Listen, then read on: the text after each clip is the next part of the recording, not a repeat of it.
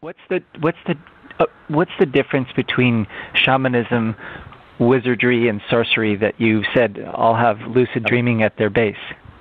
Majority of the shamanism side does not step on the journey of others. That doesn't mean that they do. Wizardry, sorcery has a different set of belief system that allows them to step on the journeys of others because of the state of awareness. What does that mean? Making choices for people in their unawareness or their blissful ignorance that guides them into a section that isn't part of their natural radiant blueprint of health, or down information that leads them away from their natural spiritual contracts. Awareness means responsibility. Shamans do that? I've definitely known some shamans that were on the darker spectrum that have, or the ones on the light spectrum that are dictators and don't even realize it. Right. Okay. You can dictate that it's the only way. Yep. Okay, they're still beings of light.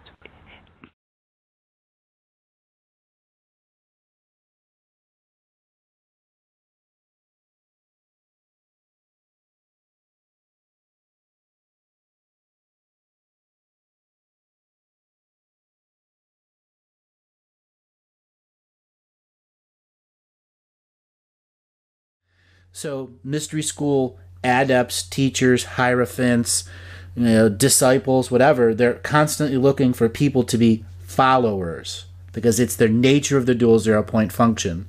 And with that, they create the hierarchical order so that the teachings can be refined so people will have the human handbook at birth you never got. Why is your skin suit technology, the manual written in Chinese and you're in English? You're not supposed to be in that body, then you need to get the right manual. So basically the difference, and you can't really sign up for shamanism school, can you? I mean, are there special shaman schools? There are. I mean, one of the questions I was asked before, what's the main difference between shamanism and mystery schools? And the answer is advertising. Okay. And it's got a joke behind it, but it's true. Is shamanism being advertised now? Yeah, it is. But it's a very different way than the mystery schools are being advertised. You see the people that go and get the ayahuasca experience. Well, after that ayahuasca experience, their life's changed. And then they look for something that has a ceremonial community so they can go and recreate that experience where they're protected by a shaman who's not there to influence them or to install a second 0-point function, but there to hold space so you find your true sovereign seat of power in your heart and connect to the universe with all expression. So as I'm listening to you with the explanations, I'm really seeing that when you speak of the shamanism and some of the different aspects and practices, it's more about that being using these aspects and practices to find themselves, whereas the mystery schools are teaching you understandings and ways and belief systems. So I guess that's the difference, the mechanics. And you can see that in the way you've explained it, the working with the fire, speaking with the fire, instead of doing a focused discipline at this moment in this way, focusing on these things. Mm-hmm. The shamanism feels a little bit more free in its aspects. What is that the impression you wanted to give? In one way, yes, but the other way, it is the clan or the association of clans that ultimately is going to determine if that shamanism concept is, fully expressed, or even is its own limiting factor. Let's say, that clan you live in, it only has enough resources to take 2 people out of every generation to be incarnated back into the family. So the volume of the family can be limiting, the nature of the family. You could only come in as a woman at this lifetime, and that may not be advantageous to your lifetime that you're trying to plan. So the mystery schools are a way for hundreds to get together over lifetimes that they may let's say you have 5 friends that are in a mystery school, and they kind of realize that they're not going to be able to incarnate every time that they want because it is a big challenge. Some may head off to do shamanism for 1 or 2 or 3 lifetimes in the random incarnation mode, while another one could try to do a mystery school and then try to go on a lifetime to meet and follow his other friends so that they can get back into their original mystery school as an adventure of a lifetime. I know that's kind of a tough metaphor to understand, but it's really being able to plan your future and you sharing those moments where groups remote view themselves and then can create a future where those 5 friends are in the same mystery school 500 years from now. And is that coterie, that camaraderie strong enough in their belief with that whatever the teacher is giving them in those sovereign places of power that have been created, like arenas or labyrinths or great alchemical fields of flower, which are going to create the future mead that yourself's going to be be drinking. All those ancient temples in Asia, where they have some of these schools in these incredibly old buildings and ancient stone layered temples and what have you. I mean, it's all out there, and the shamanism more as though I feel. You create it's more nature, and you create your own legacies each lifetime, and you don't go back to those ancient buildings like the mystery schools do.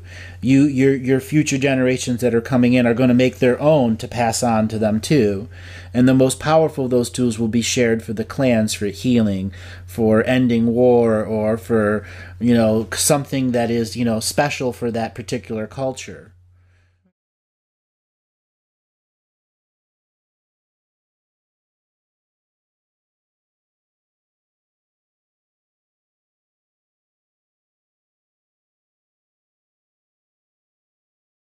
So you said that there were 57 billion beings. Is that in addition to the 7.5 billion human beings, or is that total? Like, are there 50? There are 7,300,000,000 human beings and 50 billion others, so it adds up to 57,300,000,000.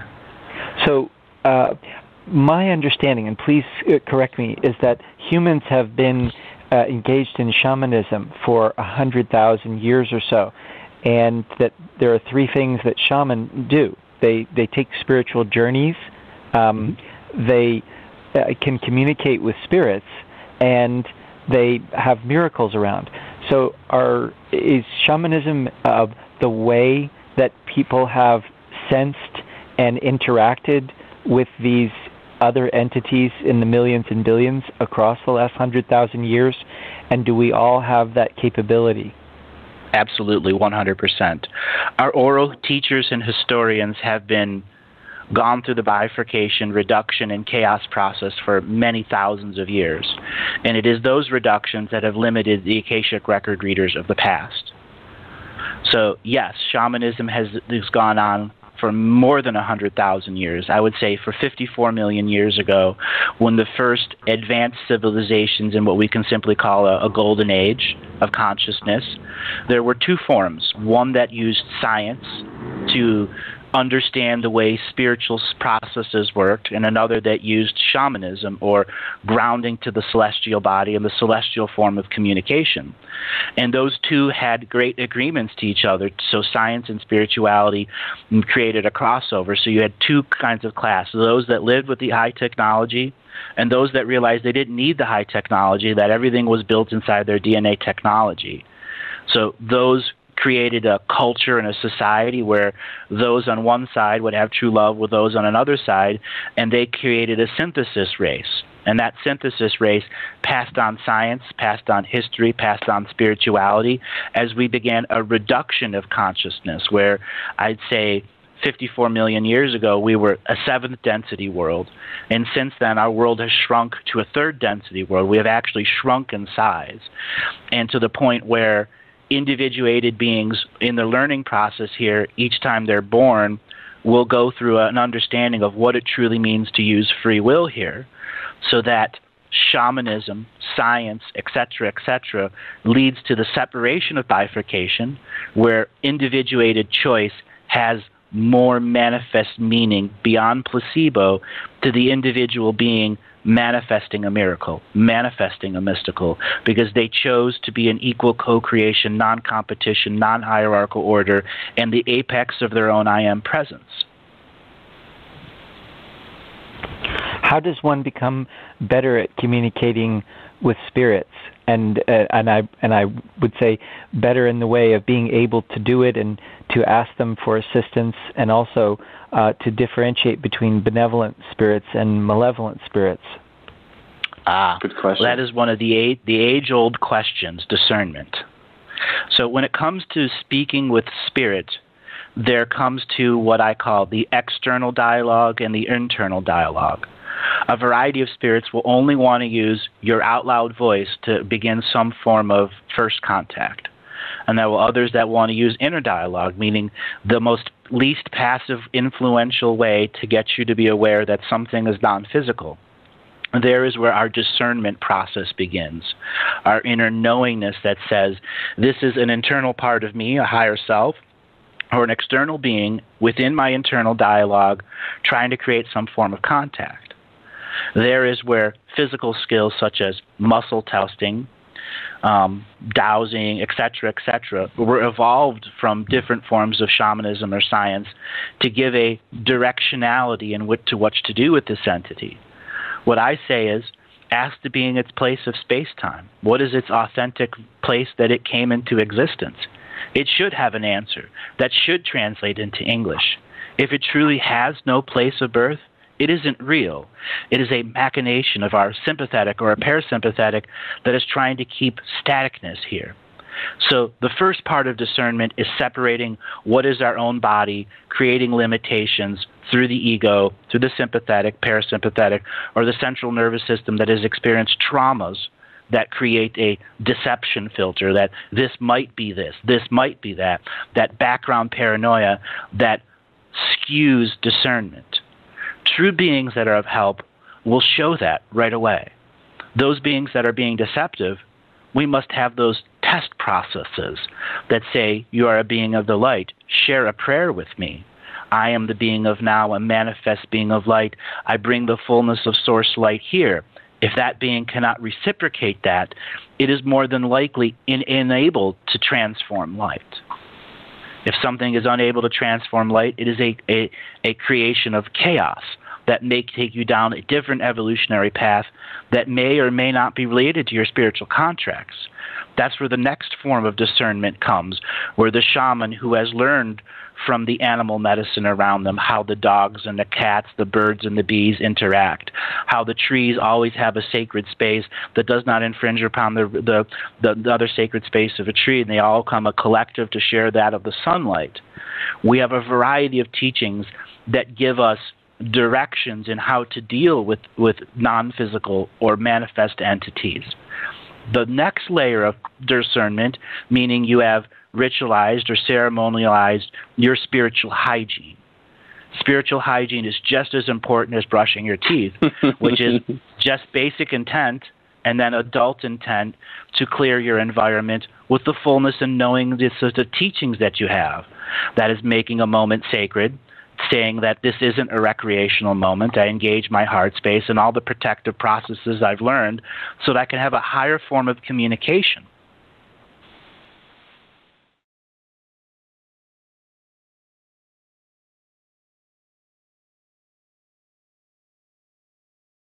So you've heard me do readings. You pretty much know the material. You have the Akashic record of this world and 20,000 other worlds open to you. What questions do you have? Well, I've probably got 2 hours of questions, but I was hoping we could start today with kind of old-fashioned, do a stream read for Lawrence, Kansas, this town, and just jump into me, paint my soul's trajectory across the dimensions and time streams, and let me know what you see. Awesome. I love it that you came up with the old-fashioned stream read. All right. So this is directed to Lawrence, Kansas, to Eric and all of those that are in his 1 degree of separation. Welcome to this moment of infinity, when infinity is an understanding of the shaman's death at hand. The shaman's death at hand is to let go of the past, present, and future, and to just be one inside your own shell of a soul, and understand that you are a reflection of many other versions of light, here in the now, ready to experience the now.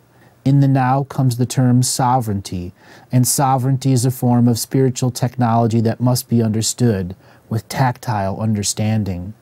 In the tactile understanding, we return to the cradleboard of life, where we honor the 7 future generations who are not in tactile feeling yet. By honoring them, by giving them space, when we have our tactile feeling of love and all of those other wonderful things that come with it, we get a whole new layer to our experience. We get connected to our tactile ancestors, and we have visitations from in the past where we lived with them or did sacred ceremonies with them, and they come to us with photonic light that is DNA memories, memories that we don't even remember that we have, and just by them reminding us of it, we get to unpack the cipher of what those memories are. So being offered to you and everyone in Lawrence, Kansas, are memories and memories from ancient shamans past. On every hill and every dale in every part of the land, there has been a fire by a shaman over the last 1,000,000 years. And each and every one of those fires still is alive today. And you just simply must acknowledge it and understand that it's waiting to offer you, your own reflection of yourself, so that the shaman's death is letting go of the system of the old, so the new system of the now, connected to the land, is what you are, not the reflection of the past who has lived in the ceremonial fires before, but you creating the ceremonial fire of now, being unified in every form. Look to the sky and understand that the smoke that you create with the fires changes that world. Those smoke beings are your elementals of prayer that go to the great mystery and to the great universe and help us talk to our star brothers and sisters. So create great clouds of smoke and reprogram those skies so our brothers and sisters can appear in your smoke pillars. Because now is the time to light the fires of passion and spontaneity all over the universe.